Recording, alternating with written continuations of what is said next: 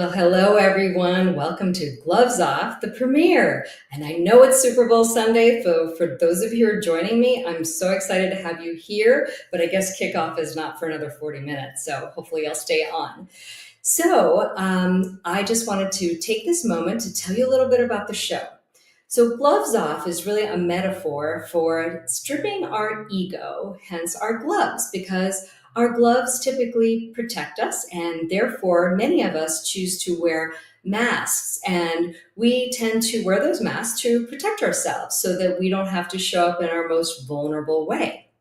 So that's where the idea of gloves off came from. And then it's a little bit of a pun because I took my surgical gloves off a couple of years ago as a board certified surgeon. I practiced for over 20 years and I took those gloves off because I wasn't really living my most authentic life. So, that being said, I'm sure many of you who follow me on social media have been seeing all my promos, and I'm supposed to have a guest, Evan Galliano, on here with me tonight. But if you'll learn anything about me during the course of the show, I tend to do what I'm called to do. So, about an hour before we were going to air, I really got this very distinct feeling and this message that came to me that said, no, this is not what you're supposed to do for your first show. You have to show your audience and the people who are watching and joining you here today the real, the raw, the authentic version of you. I mean, absolutely what I probably should have done in the first place because that's what the name of the show is. So I'm going to change it up and not do what I planned because sometimes life is imperfect and sometimes we're not supposed to do what we planned because we're called to do something else. So to respect that, I'm going to share a little bit about my story today. Some of you know me probably who are already watching, but many of you don't. So I'm a physician and I went into medicine when I was a young girl. I decided I wanted to be a doctor. And, I felt like it was the right path. But many, many years into it, I realized that it wasn't really the right path for me. It wasn't serving me. It wasn't authentically who I was, nor was it really what I was called to do in this world. So I went through a lot of, trials and tribulations. I think we all do in life when we are doing something that doesn't suit us, but we know it's time for a change. And we just get stuck in this energy of, oh my God, should I do this? Should I not do this? So I was there and I finally decided that it was time to be true to myself, be authentic, and just do what I was called to do. So the funny thing was, I didn't even really know what that was. I mean, I just was like, I knew it wasn't what I was doing, but I had no idea what that meant. So lots of soul searching ensued, and I decided that finally I knew it had to do with empowering people, inspiring people, and that part I knew. I always had a soft spot for women because I just know how much we struggle with so many things. And men do too. I'm not saying it's just women. I just understand the plight of women a little bit better because I am one. So because of that, I decided that I wanted to start doing some coaching for women. I wrote my first book. It's called Beauty Unbound, and it really is about my journey through these trials and tribulations to find my authenticity. I knew that I wanted to do a show, which is what I'm doing now, and this was something that was very important to me. So I feel like right now I'm living my best life, and part of my journey and part of the reason for the show is I really feel, showcase to the audience through my guests and through everybody's personal stories and their vulnerability about how we can actually live our best life possible by being the most authentic version of ourselves. You see, because what happens is when we close off who we are and when we're hiding and when we're using these gloves and masks and whatever to protect ourselves, we don't show up in our most authentic way. And I've always believed that when we show up in our most authentic way, we are able to uncover these beautiful, beautiful gifts that we have to give to the world. And when we're too busy covering ourselves, we don't have the ability to let those gifts shine through.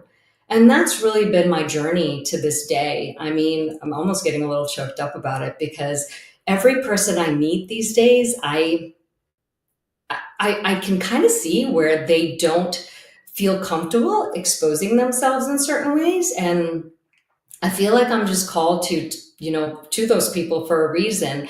And I love it because sometimes we all need a little permission to be ourselves and be authentic because, oh God, it's so hard. I mean, even to this day, I mean, even I was going to probably hide behind the mask of a guest and interview somebody on my show because that felt a little less intimidating than being on here for the premiere all by myself looking straight into the audience. So I had to take my own gloves off, I'll be honest. And that was why I decided to do what I'm doing today.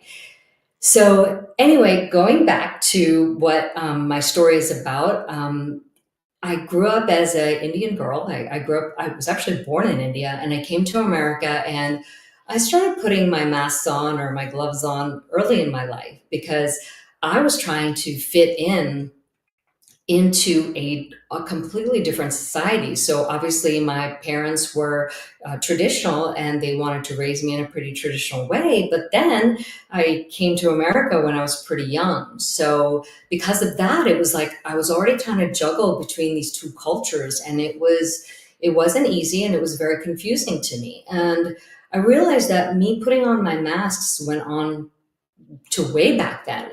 And I think all of us have things that have traumatized us or been difficult for us in our childhood or in our younger days. And typically that's when we start putting on our masks. So, flash forward, I just did what I was supposed to do with my family. It was what you did. If you're Indian, you're doctor, lawyer, engineer. Those are your choices. But I will say now, IT has made it to the running. So you could do IT as an Indian person now. So wow, we've expanded to four whole things that we could do. But it was just a very traditional lifestyle that Indian families want their children to follow. Well, the problem was I wasn't very traditional and I was kind of a rebel. So this really created some issues at home. So my poor parents, I really gave them a hard time growing up. Whatever they said, I wanted to do the absolute opposite. And that's pretty much how I live my life, except for the fact of going into medicine because I loved science. I loved the intricacies of medicine and being a doctor, and I wanted to be a surgeon, and I did become a surgeon, and I loved all of it, I have to say. But there came a point in my life after 20 something years of it that I knew it was time for a change. So we're always taught that we don't quit, right? I mean, how many of you have heard that? Don't quit.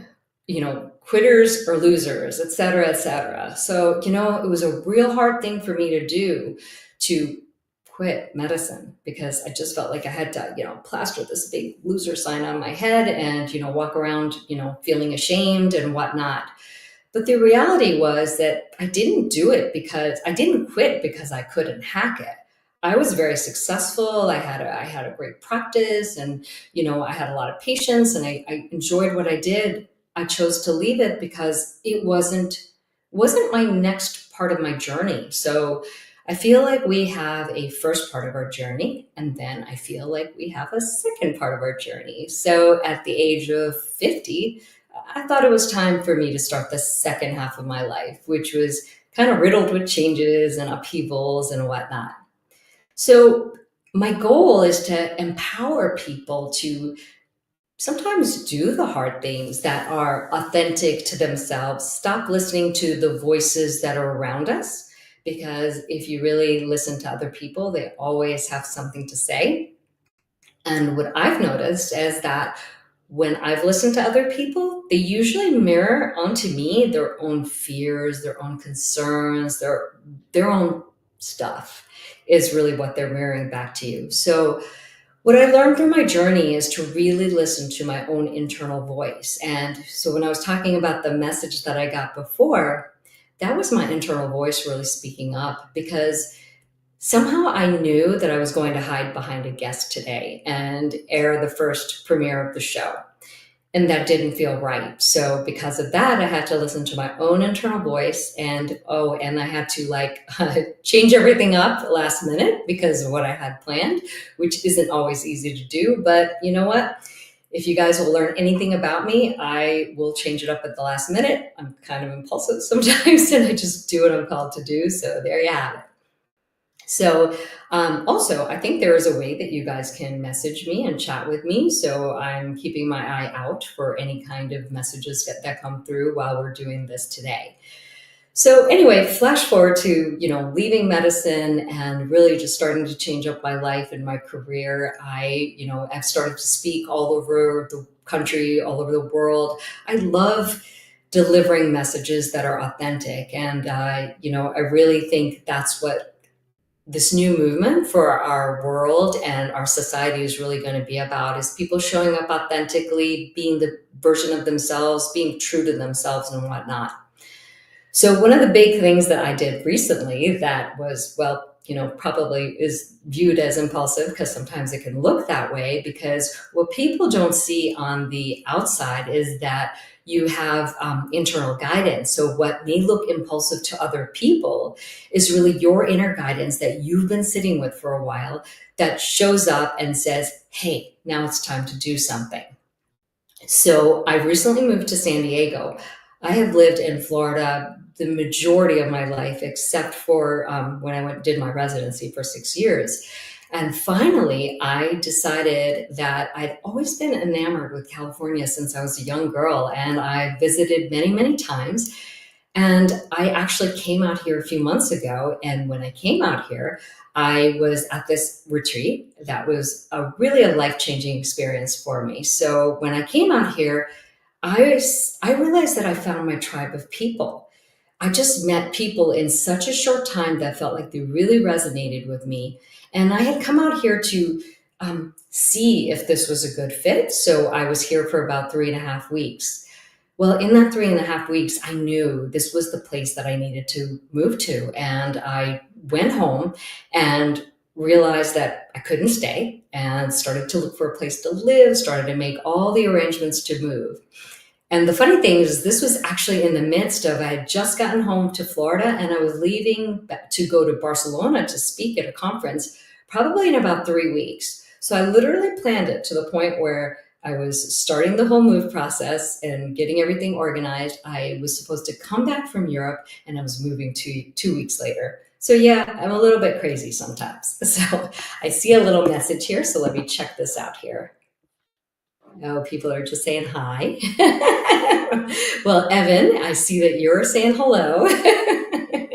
So Evan is from San Diego as well, and so just to kind of keep going on about my story, just because I'm sure you want to know who I am and what I'm about. Some of the things that I love doing is empowering women, because we often get stuck. We get stuck into paradigms of what we're supposed to do, what society expects us to do, what our families want us to do. We get stuck in a lot of stuff. And I've seen this in my own life. And, it took a lot of courage and a lot of strength and a lot of, I guess, belief in myself that I was doing the right thing to move forward. And sometimes we don't really see the upside of what we're going to do. We just know we're going to do something. And it's funny that I think part of that internal knowing is about just having that faith that you're doing the right thing that's right for you, not right for everybody else. And that was pretty much what I realized probably about 5, 6 years ago, that my decisions didn't need to make sense to other people.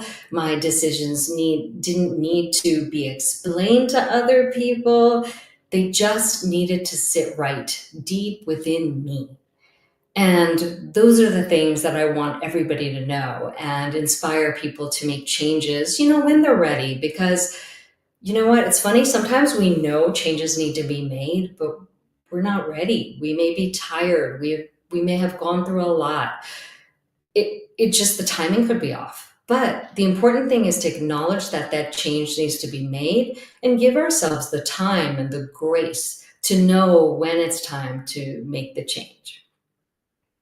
Sometimes the changes come at the worst times, or I'm sorry, the impetus for change comes at the worst times, meaning that maybe something traumatic happens in your life. So the other thing I wanted to share with you today is that I had some pretty significant life changes in the past year. One of the biggest ones was the passing of my mother. So yeah, here we go. I'm going to be very authentic and very real. It's about a year ago, actually, and I know she's here watching this, and I'm sure she's beaming with pride. But it's funny how out of the darkest moments, some beautiful things really come out of it. One of the most beautiful things that came out of that was that I have the very best relationship with my father now. And, we never had strife, but I don't know that we really knew each other that well. But what's happened now as a result of it is that my father and I have a really great relationship, really open and honest with each other. I've gotten to know him in a way that I've never known him before. So, you know what? These are the things that shape our lives. And so one of the things that I wanted to share with everybody is that we all have some trials and tribulations. And I think one of the big things I've learned is that we take those trials and tribulations, when we're ready, because sometimes we're not always ready. We turn them around and we repackage them into something beautiful. And so, yeah, I have had lots of, things that have happened in my life, but I have to say that I'm so grateful to be here today with all of you. And I'm so grateful that many of you are watching, even when it's the Super Bowl. And for anybody who actually knows me, I'm not really much of a Super Bowl fan, but I show up if there's snacks involved, and I don't really even understand what's happening most of the time. So, that you'll know about me, not a sports person. But I just want to have this show be very interactive. I don't want it to be this superficial show where I just interview guests and we just talk about their businesses and what they do and this false persona. I can assure you that every guest I have on the show, you'll find something deep and meaningful out about them. I will be happy to share my stories too, because, part of my brand and part of who I am is to share my mess with all of you. Because you know what? Nothing is worse than somebody who's going to sit there and preach to you about how they know everything and how they've accomplished everything and blah, blah, blah. I mean, I know I don't want to hear that, and neither do you. So my goal for the show is really to show up authentically, share my trials and tribulations, share real feelings, share real emotions. I want it to be emotions that make you laugh, make you cry, make you think I'm silly, make you think whatever. I really don't, it really is, it's just authentic. So that's my goal. I see lots of comments popping up here, so I'm going to check these out. I don't know if anybody has any specific questions for me or anything they want to know that I haven't covered. I'm just doing a whole big monologue here by myself. But next week, I'm hoping to get Evan back on the show. This was kind of a surprise, so he doesn't even know about this yet. I like surprising people, just catching them off guard. So hopefully we'll have him back on the show. If he's not available, I will definitely have a guest back on the show for next week. And I'd love to hear any of the comments you guys have, or any ideas for anything you want to hear on the show, or see, I should say, on the show. And, we'll be tuning in at 6 p.m. next week on the 18th for another edition of Gloves Off. Thank you, guys. Hi, I'm Dr. Kalpana Sundar, and welcome to Gloves Off. This show is about people who are courageous enough to get past their fear, strip off the constraints of their ego, and show up authentically.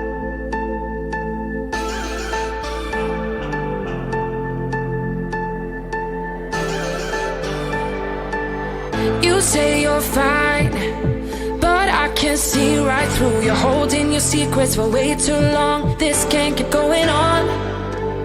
With every lie, they keep on hurting you, getting away with everything they do. This can't keep going on. No, we're gonna find them, and I'm gonna fight for for you, they better start hiding. We'll be running with the lions, lions. We'll be running with the lions.